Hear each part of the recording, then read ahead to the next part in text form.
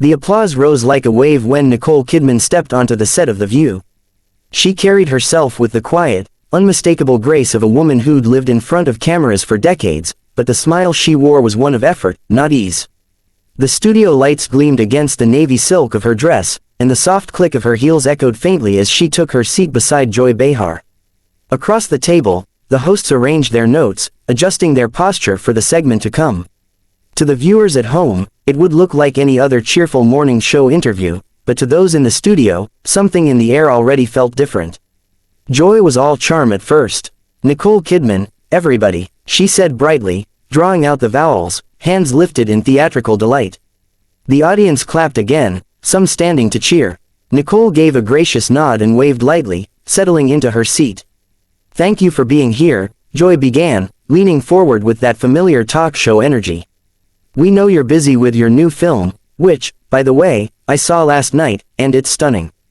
Nicole's expression softened. "Thank you, Joy, I'm proud of it, it's a very personal project." "Yes," Joy continued, glancing at her cue cards. "It's being called one of your most emotional performances yet, and you've had so many," she chuckled. "It's hard to keep count." Nicole laughed lightly, but her eyes stayed thoughtful. She was prepared for this. Publicity had always been part of the work. But Joy's smile shifted, and the rhythm of her voice changed, more pointed now, more deliberate. "So," Joy said, tilting her head, "you've been talking in a lot of interviews about how Hollywood treats older women. You've said the industry still undervalues actresses over 40. I've gotta ask, do you really think that's true anymore? Because I see you, I see Meryl, Kate, you're all doing great." Nicole's fingers tightened slightly on her lap. "It's not about me personally," she said carefully. "I've been fortunate, but the industry still operates with bias. You see it in scripts, in casting decisions, in the way certain roles just disappear once a woman reaches a certain age." Joy nodded, though the motion was more skeptical than sympathetic. "But isn't that just the way the market works? I mean, movies have always chased youth. It's not fair, sure, but it's business." Nicole's gaze didn't waver. "Business is shaped by people. And people can change it. The moment we accept it as just business, we give permission for it to keep happening." The audience murmured, impressed. Joy blinked. She wasn't used to guests redirecting her like that, at least not this early in the segment.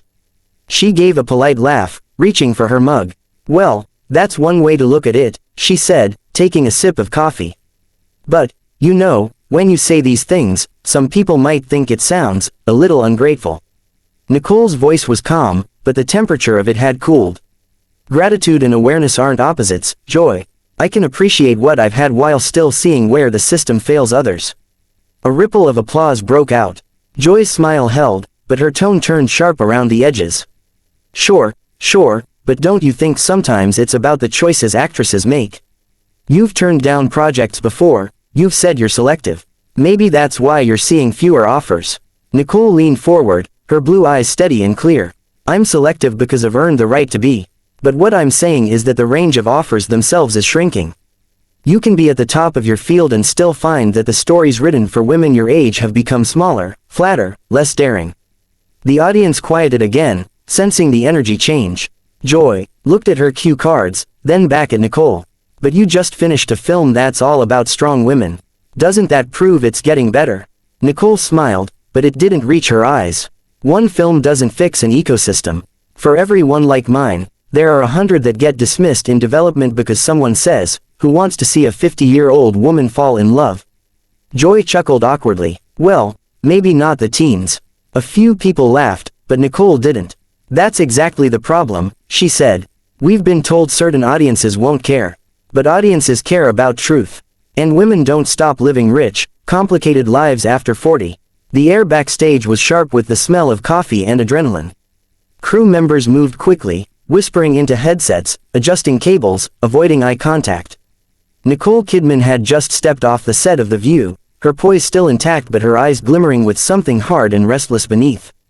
The applause from the audience still echoed faintly through the hallway, trailing after her like a fading drumbeat.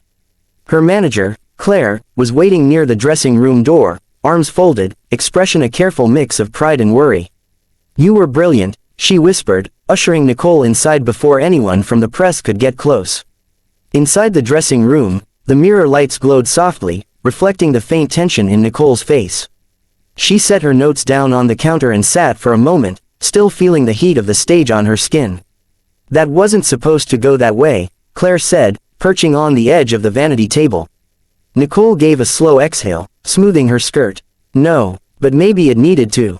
Claire hesitated. Joy didn't like being challenged. "You saw her face." "Yes," Nicole said quietly. "But she asked the question. I just answered it honestly." She reached for a water bottle, twisting the cap, her reflection watching her from the mirror. "I'm tired of pretending these things aren't true just because it makes people uncomfortable." Outside, voices rose. Someone was replaying the clip already on a tablet, the sound of Nicole saying, "Maybe that's why we need it here," followed by the thunderous applause. Even through the closed door, the room seemed to vibrate with it. Claire crossed her arms. "You realize this is going viral. They're cutting it already for the morning feeds." Nicole took a sip of water, then gave a faint, almost mischievous smile. "Then good, maybe someone will finally hear it." Back on set, Joy Behar remained seated at the host's table. The crew avoided her gaze as they prepped for the next segment. A producer knelt beside her, murmuring softly, "We can spin this. Call it a spirited debate." Joy didn't answer right away.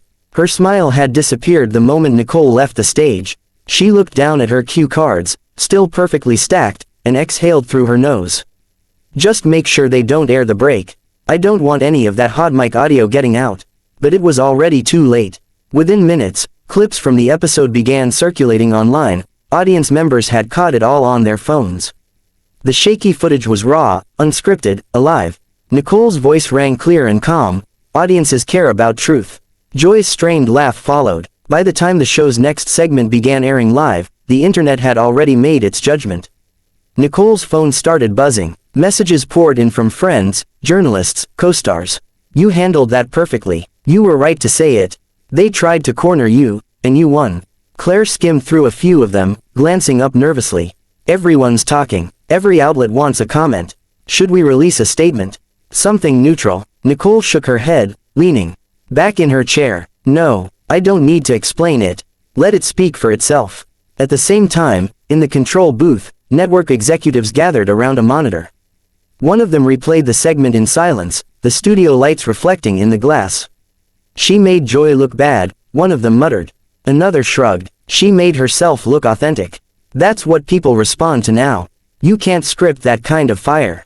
Joy reappeared a few minutes later, flanked by assistants. Her publicist was already drafting an apology that didn't sound like one. "We value all voices," it began. Joy read it and snorted.